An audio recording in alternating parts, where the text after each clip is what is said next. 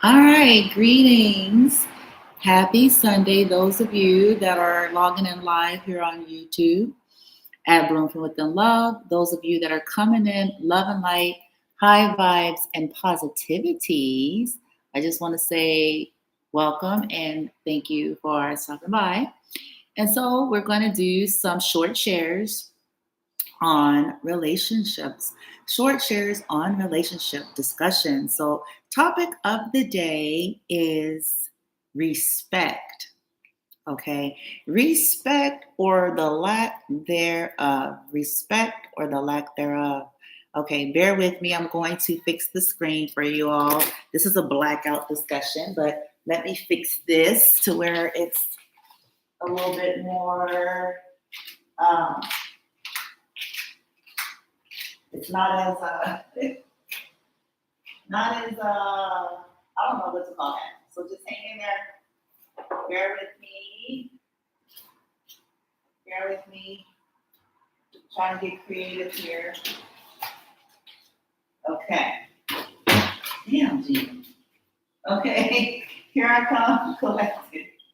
I was trying to be creative here, so sorry about background noise. Sorry about for those of y'all that need things to be super, super professional.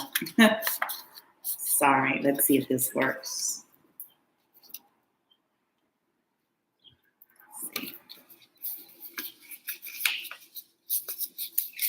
Okay, just bear with old Bloomy here.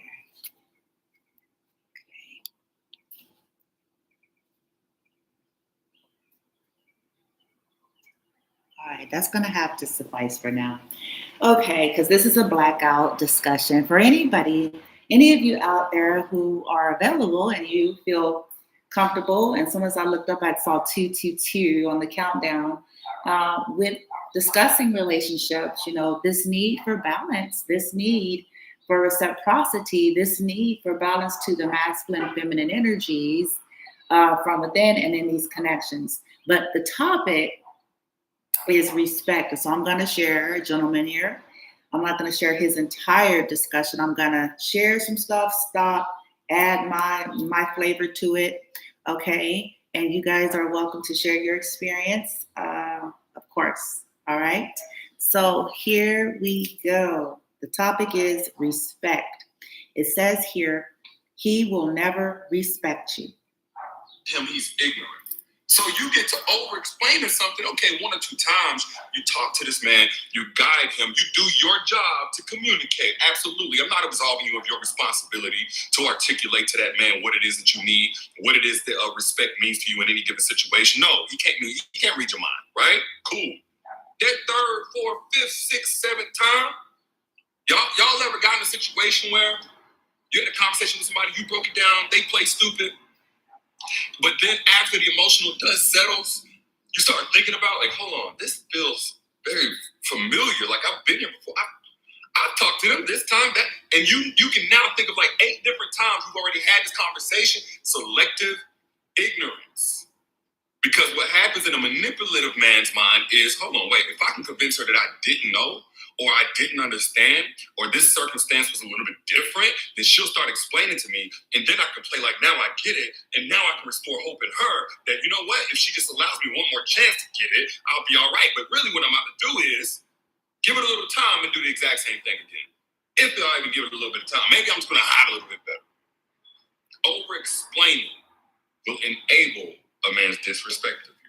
Another reason why a man will get comfortable. Okay, pause. He says, over-explaining will enable a man's disrespect. And this is typical in, whether they're diagnosed with narcissism or not, or whether they're diagnosed with personality disorders or not, if they're just dysfunctional and toxic, whatever the situation is, that dynamic of gaslighting, that dynamic of playing dumb, playing crazy. And I like that he mentioned that men are smarter than we give them credit for. They're not ignorant. They're not in the know. Okay. But they're good at playing dumb so that we will continue to explain and so that we will continue to give them chance after chance, knowing full well that they knew exactly what they were doing. Okay.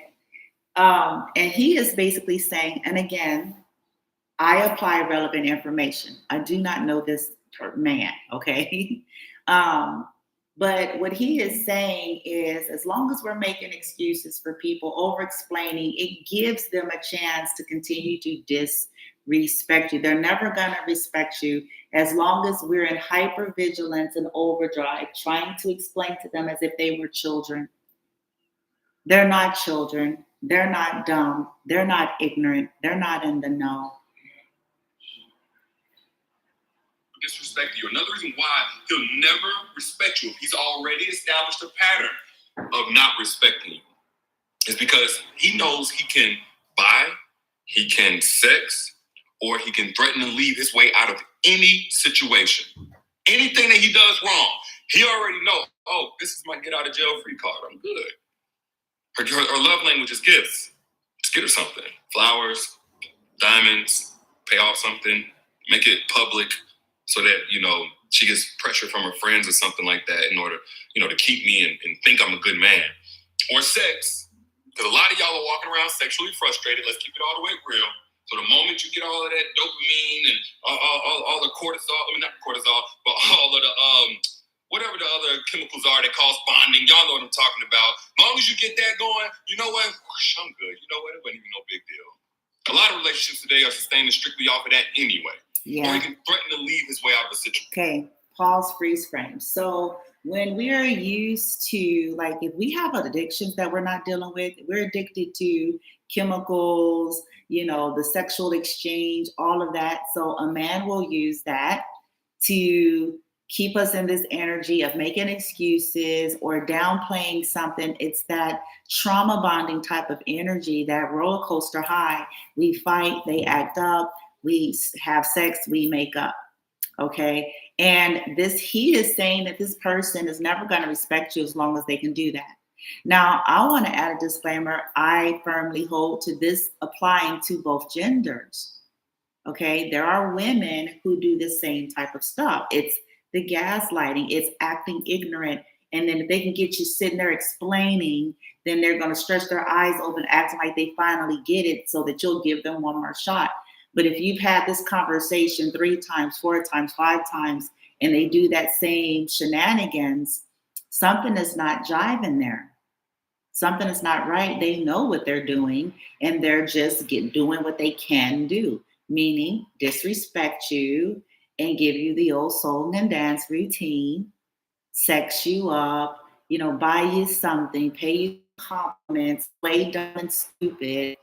So you can be into hypervigilance of trying to explain. This is one of the toughest lessons I've ever had to learn. And not just in romantic relationships, but just over explaining. Okay, we're not talking about the basics, but just over explaining something over and over again to a full grown adult. Okay. And yet each time they play like they don't get it, they don't understand, or they see better now. And then they take you through the same cycle. They're good for that day and then right back at the same shit. Okay. All right, let's keep going. And then you'll start saying, you know what, maybe I'm tripping. Maybe I don't want to start over. If he knows he can do that, he don't have to respect you. You don't even respect you. You don't even respect your own boundaries. You don't even respect the rules that you put in place. You don't even respect the needs that you communicated to him. So if he's already established a pattern of not... He's talking about patterns. Perfect point. So when we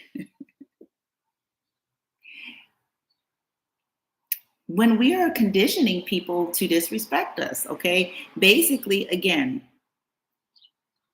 he doesn't have to, or she doesn't have to respect you. If we're not respecting ourselves, if we're not holding up that value for ourselves, and we're allowing them to push that and push that, they're never going to. I'm going to go back a little bit so y'all can hear that again. Make it public so that, she gets pressure from her friends or something like that in order, to keep me and think I'm a good man. Or sex, because a lot of y'all are walking around sexually frustrated. Let's keep it all the way real. So the moment you get all of that dopamine and all the cortisol, not cortisol, but all of the whatever the other chemicals are that cause bonding. Y'all know what I'm talking about. As long as you get that going, you know what? Whoosh, I'm good. You know what? It wasn't even no big deal. A lot of relationships today are sustaining strictly off of that anyway. Or he can threaten to leave his way out of a situation. And then you'll start saying, you know what, maybe I'm tripping. Maybe I don't want to start over. If he knows he can do that, he don't have to Not respect wanting you. to start over. You don't even respect you. You don't even respect. If they know we have an issue, because let me tell you something, people that we're in relationships with, especially over time, they know what our issues are. And if they know that we have a core wound of fear of failure, okay, and we have some kind of core issues of fear of lack, fear of failure, and all of that, that we don't want to start over. So we'd be with someone just for the simple fact that we don't want to have to start over, or we don't want to have to start from scratch. We don't want to look like a failure. When they are aware of this, they're going to play you like a fiddle too. And again, this is whether it's a man or a woman. Your own boundaries. You don't even respect the rules that you put in place. You don't even respect the needs that you communicated to him. So if he's already established a pattern of not respecting you, that's the guarantee it's going to continue. That's the guarantee it's not going to stop. He already has in mind, all right, this is what I'm going to do. I'm going to do this, that, and the other. I don't have to face no real consequences. That's a situation where a man is basically, he's using your love language against you. Love language is beautiful, but when a man starts speaking your love language as a way to manipulate you, you have to silence him, even though it's your love language. And that's hard to do. To silence somebody who's speaking your love language is hard. Okay, pause, freeze frame. Exactly. See, this is what I'm talking about. It is hard to shut down when somebody is catering to all of your particular things. Okay, he's saying love language and whatever it is, it's really hard to see clear. It's hard to have a boundary. It's hard to shut it down when people are showering you with whatever it is that's your fancy. This is why it's important for us to have some self-love, because if we don't have self-love and self-respect, people they call it flattery. Okay, they can shower you down with all of your particular things if this is going to distract you from looking at how disrespectful they are.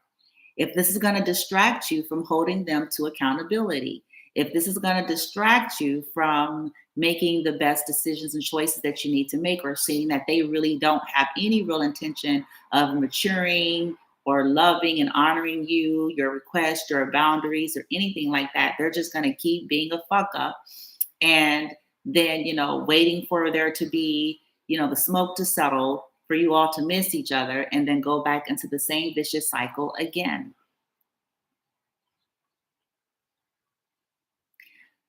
I believe that there's a higher percentage of the population that is used to toxic love than we realize, because it's culture. It's culture. Even for those of us that, we think we came from really good stock or good family, it's still culture, the movies, the, environments that kind of fosters toxic love.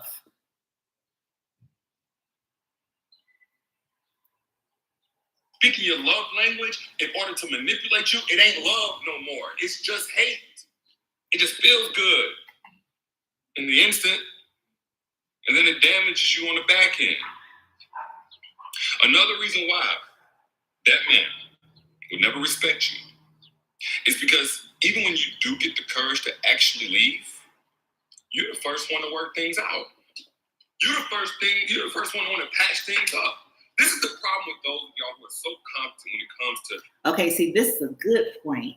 See, for those of us that have true development, interpersonal skills, interpersonal skills, good at relations, good at communications, good at relationships, and we have a tendency to always want to work something out. This is the downdrop. When you have a tendency to be the one that's always trying to fix something, people start to expect that of you. They know that about you. So they know that at some point you're going to be the one that's creeping back around trying to remedy something.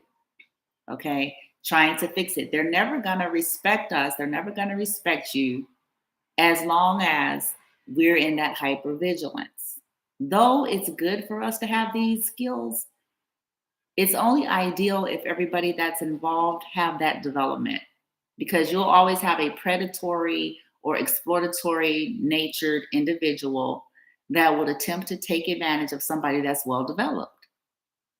I don't have to be well developed. You are. I don't have to have any people skills. You do. I don't have to have any relationship skills. You have enough of it for the both of us. So since you're so evolved and developed, you're going to be the one that's always trying to seek to remedy. So I don't have to be accountable. I don't really have to own up to anything. You're going to eventually come to me.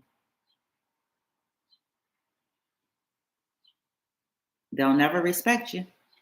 Interpersonal relationships. If you consume a lot of content like mine, or you read a lot of books, or you grew up in a home where there was a lot of great conflict resolution, what happens is the moment things start threatening what you truly want in a relationship, you can come up with so many things to repair. You can come up with so many things to make it right.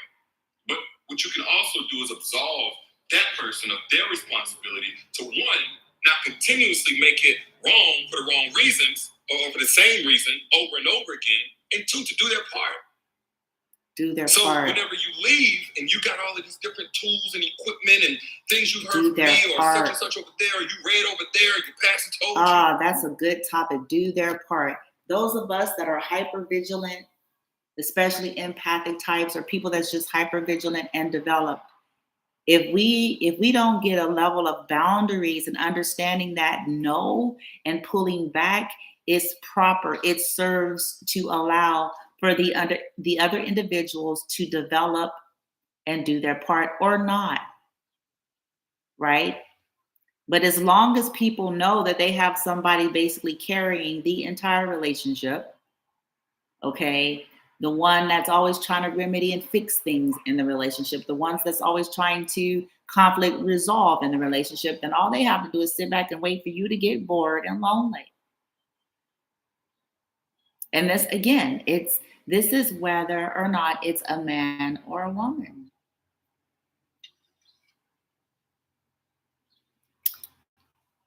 Now, I'm going to pause freeze frame here for a minute. I'm just going to go off on a little tangent. There's parts of me that's really starting to feel like, man, on a collective scale, not many people should even be trying to have any kind of real intimate personal relationships or children, due to so many reasons: lack of understanding, and lack of development, personality disorders, arrested development. You know what I'm saying? And somebody's going to say everybody need love. Yeah, on a general scale. But I'm talking about like being parents and having intimate relationships. It's like, this is, in my opinion, this is the core reason why there's so much fucked up shit.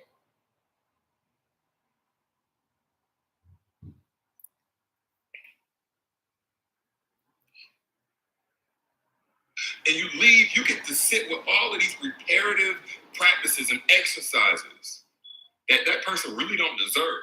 There it is. But the thing about our hearts is, when it's hurting, when it's yearning for somebody, it don't really qualify what that person is, or whether or not there it is. When we're yearning, this is why I talk about it's important for us to figure this out about ourselves, because this is where we've all been thirsty. And when you're thirsty and you're yearning, we don't really want to sit and qualify the person that we're sitting and yearning for, whether or not they are presenting the qualities necessary to have a healthy connection. And again, I'm not talking about perfection. I'm not talking about nobody having it all together, because who does? But the foundational qualities for a healthy relationship make. Because I hate to say it, a lot of people don't. And this is not meant to be condescending. And it's not a slight on their intelligence and IQ. But some people just don't.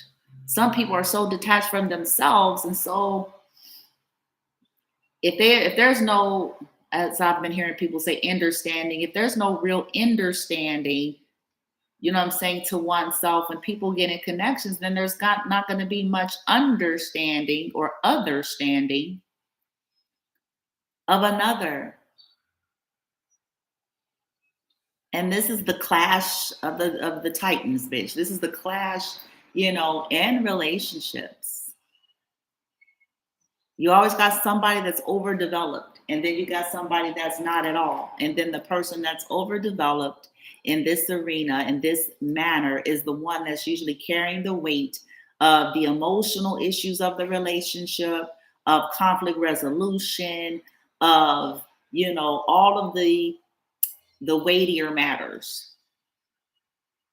Seeing things, being insightful to see things from others' views, having empathy and compassion, proper empathy and compassion for the other. You know what I'm saying? There's always one that's more that way, and then the other one that's just seemed to be fucking oblivious.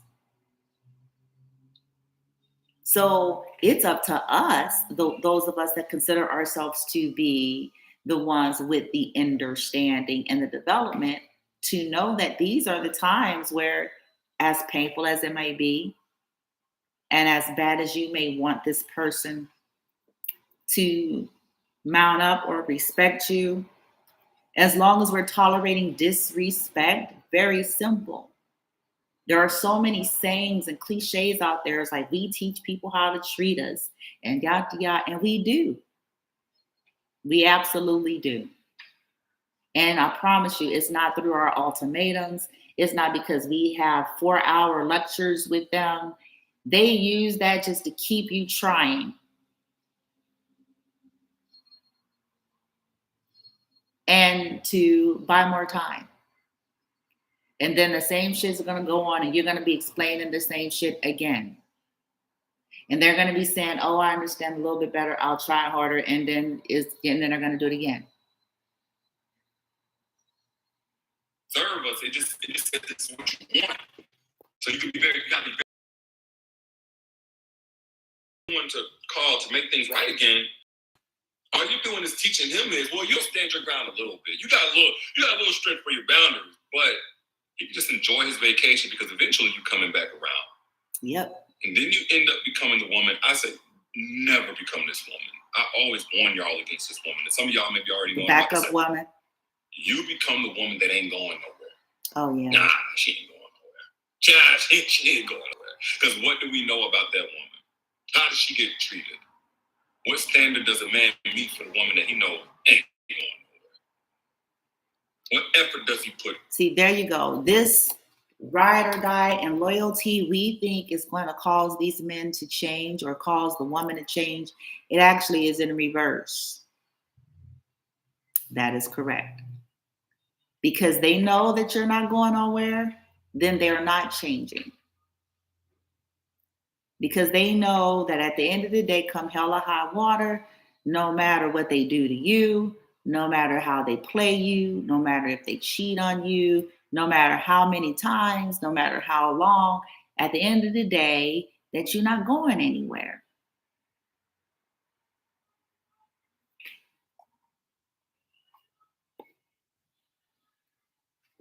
They're not going to respect you no matter what they verbalize and say.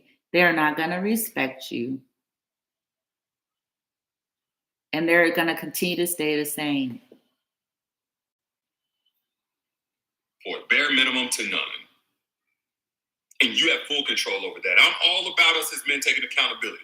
None of us perfect. I definitely ain't. And nobody's been sinless since Jesus. But we can all be accountable. Well, y'all know where I'm at. And that includes you. Because one thing you have full control over is whether or not you're going to be the woman that a man can look at and say, oh, man, she ain't going nowhere. Another reason why that man does not respect you, and likely, almost definitely never will, is because now you're socially dependent on him because you cut everybody else off for him. This don't apply to some of y'all listening, but this applies to somebody. Okay, so now with that, those are kind of the more toxic situations where we just lose ourselves in these relationships, okay? We lose ourselves entirely. The person becomes our entire world. And we're dependent on the person for everything, right?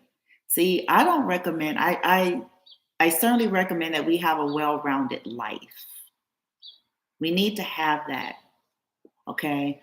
Our priorities need to be in check, but we do need to have a well-rounded life, okay? Because when we don't, this is what's creating all these dependencies, these codependencies, right? All right, let me keep it pushing here. Let me skip through. What you bring to the table, how you can contribute to his life. It doesn't matter that you treat him like a king that he's not. It doesn't matter. He's disrespectful. He came out the womb disrespectful. He came out of his mama's house disrespectful, whatever. The cave that he crawled from up under, he came out disrespectful. And he didn't reveal that until you got attached to him. So it took you a little while of allowing him to disrespect you, because now you're giving him grace, you're giving him chances. You know, as a human being, sometimes you need the same thing. But he's still disrespectful, and it's not because you're doing anything in particular, except staying too long and refusing to accept him for who he is. But he's disrespectful. I'm all about everybody taking accountability. There's some things that you're doing wrong, yes, but there ain't nothing you can cause in terms of a person's character. If he's disrespecting you on a regular basis, there may be nothing whatsoever that you can do differently, except that he's not going to change because you're continuing to give yourself to him to disrespect. Okay, I mean, it's repetitive, it's redundant. You know what I'm saying? Because essentially it's still coming down to the meat and potatoes of it all. We can all talk until we're purple and blue in the face to people.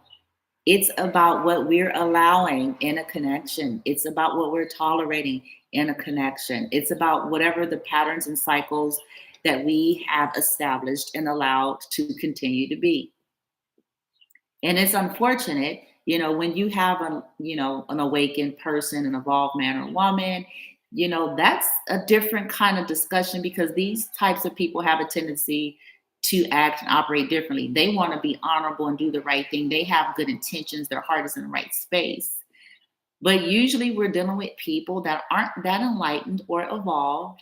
And as long as we are allowing, it's going to continue.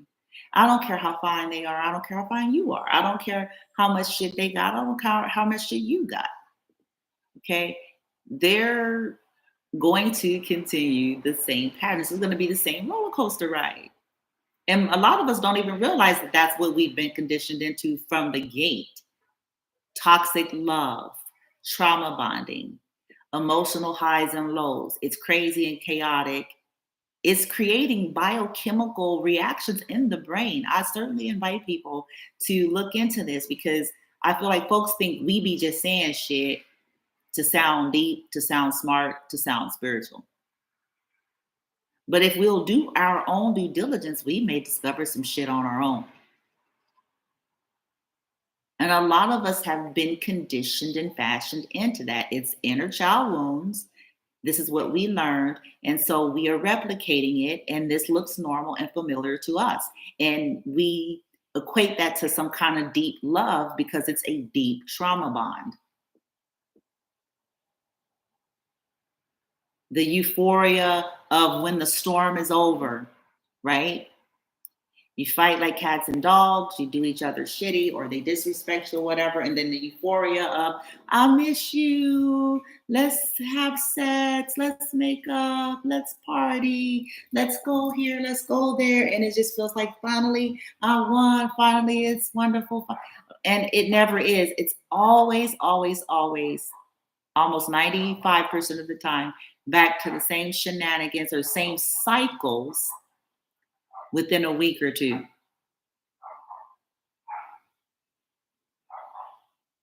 The only way we can really change dynamics like this is to simply put an end to it. And how do we put an end to it? For some of us, then this means you walk away.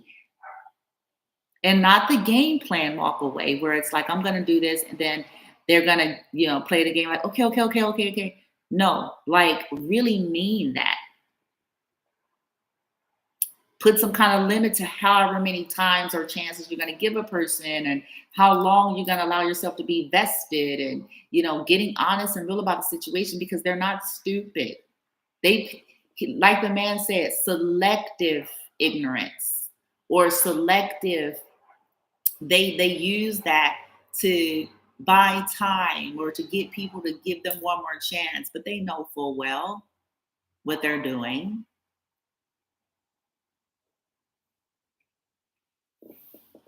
These are games, unfortunately, and I'm sorry, but that's, you know, for those of us that saying we want to understand life and relationships better, and, you know, we just kind of have to accept that, you know, majority of the population out there, it ain't about how intellectual somebody is. It ain't about that. It ain't about, you know, what religion they're subscribing to and how fine they are and what kind of toys they got. We have to pay attention to this kind of stuff.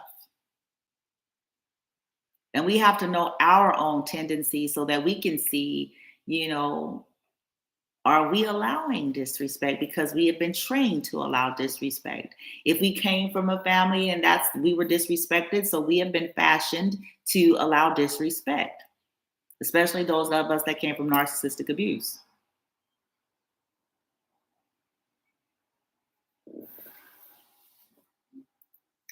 Okay? Because we replicate these experiences until we, you know, start really dealing with it. All right, let's see. Let's wrap this up. All you got to do is change what you're allowing in now.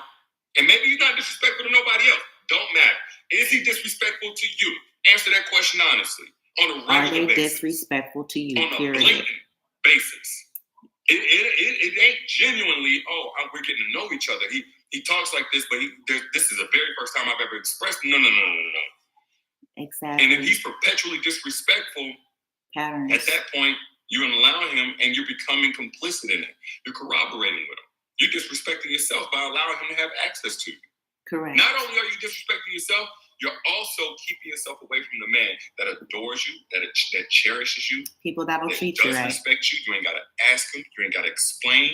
You ain't got to teach. Exactly. Because he had already evolved himself beyond that point where he was even fooling himself into thinking he could disrespect a woman and get the best out of her. That right there is the better place for me to put an end to this live. It's fascinating how humans think they can disrespect someone continually, consistently, and yet truly actually expect to get the best out of these people. It is absurd. It's ludicrous. And it serves us to really start looking at that. You know, we have a lot of us got a big old huge list of expectations. But if we're consistently not showing up for people and we're consistently disrespecting them or we're consistently not mounting up, then we really ought to ask ourselves the question, well, what the hell? Why the hell do you feel entitled to someone giving you the best of them? Because guess what? You haven't given them the best of you. Think about that, y'all. All right. Namaste.